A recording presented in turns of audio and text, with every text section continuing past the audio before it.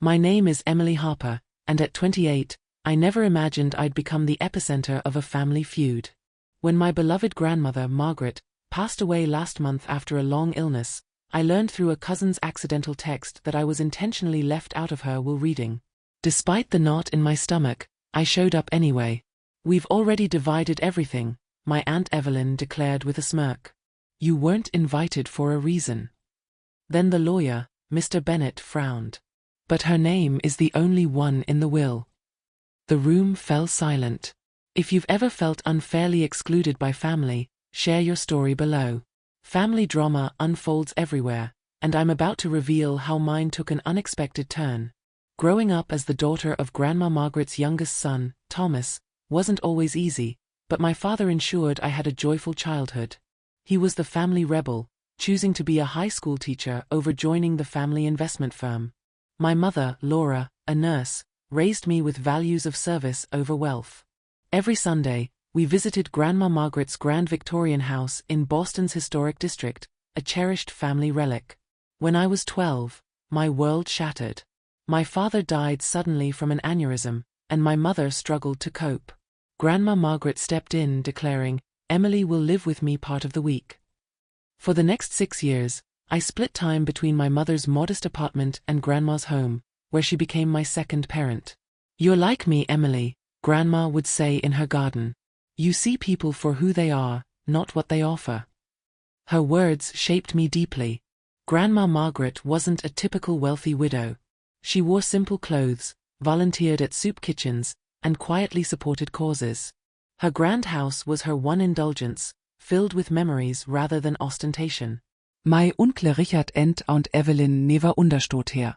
They lived in lavish suburban mansions, drove luxury cars, and urged Grandma to embrace her status. When I chose to become a hospice nurse, like my mother, my family was baffled. At 21, Uncle Richard cornered me at Thanksgiving. "You could join the family business, Emily." "Why waste your time on a low-paying job?" he asked, sipping expensive bourbon. "I want to earn my own way," I replied. My cousins, Sophie and Liam, products of elite business schools, found my choice unthinkable. They expected inheritance to pave their paths. Sophie once asked, "Don't you want to be rich?" The idea that I valued purpose over money was alien to them. As Grandma Margaret's health declined in her 80s, I visited twice weekly, helping with groceries, medication, and baking her legendary spice cookies, secret ingredient, a pinch of black pepper. "You've got flour on your nose again," she'd laugh. We shared stories of our family's history. Her grandmother, a pioneering female doctor, and her grandfather's textile machine invention, tales no one else cared to hear. "Wealth doesn't make someone worthy," she told me. "How they treat others when there's nothing to gain, that's the true measure." As Grandma Margaret's health worsened, my family's visits were sparse. Uncle Richard stopped by monthly, more interested in the house's condition than his mother. Aunt Evelyn brought extravagant gifts Grandma didn't need, leaving after an hour.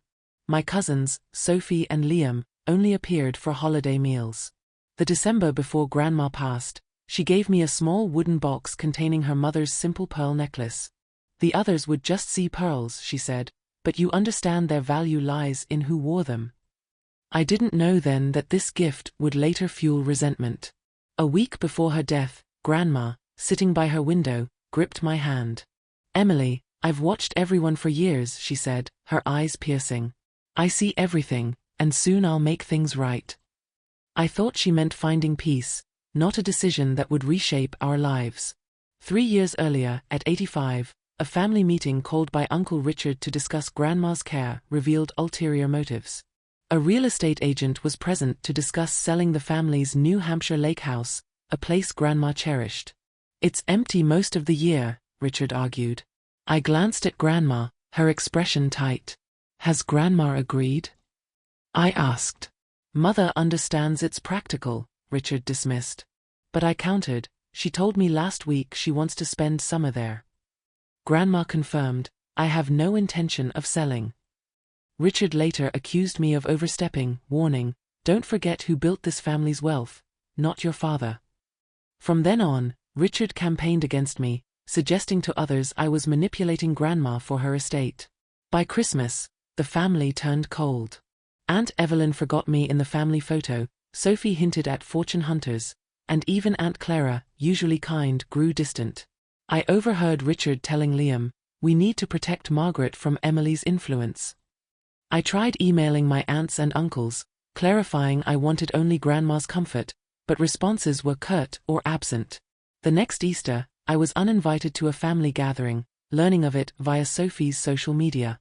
Grandma, unaware of my exclusion, later whispered, "They didn't serve deviled eggs right. I wish you'd been there."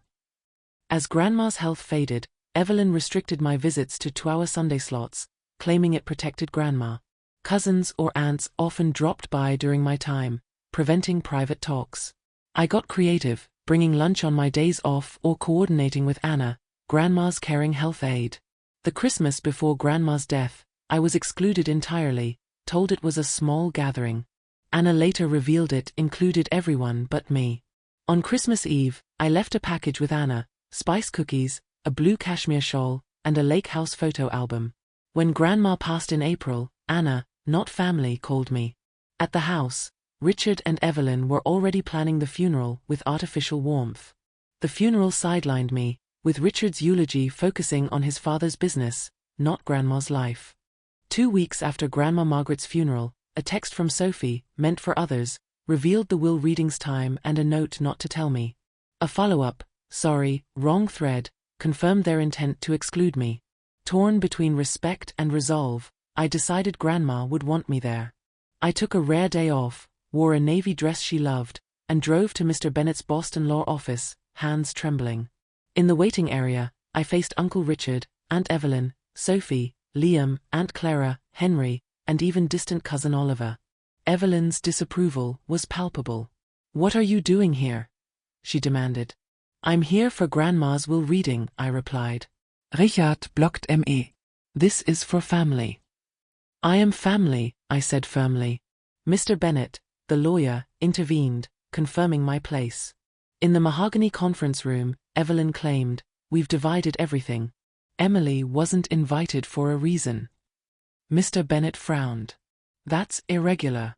Her name is the only one in the will." Sie längse Engolfeze rum. Richard sputtert, "Impossible."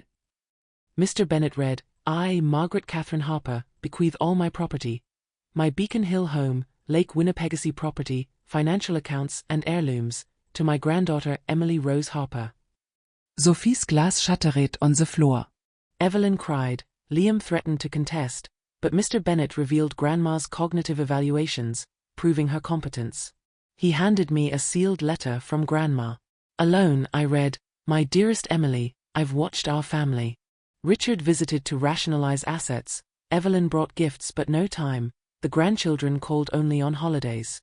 "You came because you loved me, listening, baking, treating me as a person. I tested everyone, mentioning valuables to gauge reactions. You never failed. With love, Grandma Margaret." The room was chaos, Richard on the phone, Evelyn accusing me. Mr. Bennet revealed Grandma's meticulous records, security footage, texts, and inventories showing items like a Tiffany lamp in Evelyn's home, a bracelet on Sophie, and paintings in Richard's office. "Return them within 30 days, or face legal action," he warned. The next weeks were hell.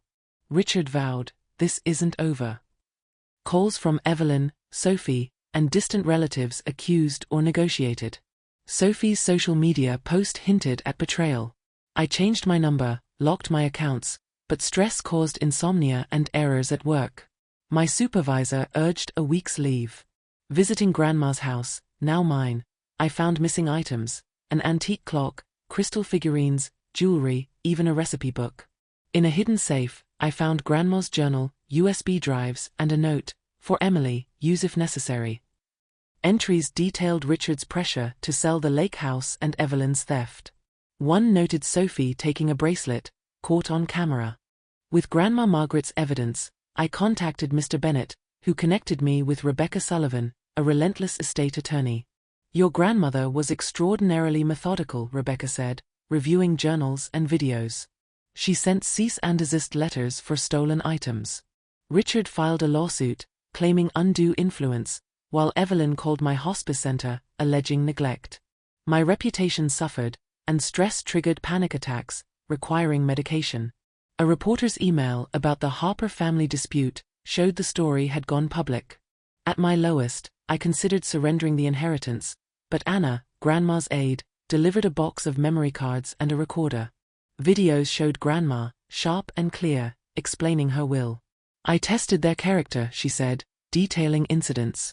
In a final video, frail but fierce, she urged, "I didn't raise you to be a doormat, Emily."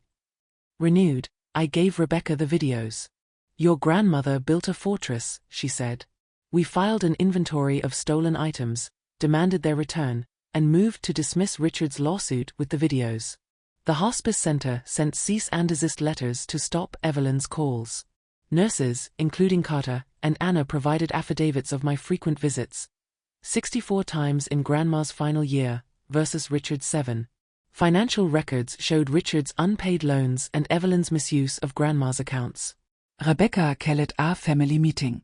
As Grandma's video played, Richard paled, Evelyn gasped, Sophie cried. A spreadsheet listed stolen items worth $400,000, with proof of their locations. Rebecca warned of criminal charges and financial exploitation probes.